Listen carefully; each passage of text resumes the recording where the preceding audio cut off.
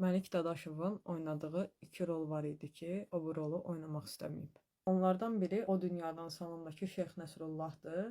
Lakin təyamların ən ləzzətlisi baldır ki, arının tüpürceğindən əmələ gəlir. İçdiyiniz suyun içində minlərcə heyvan əcəmdə yüzür.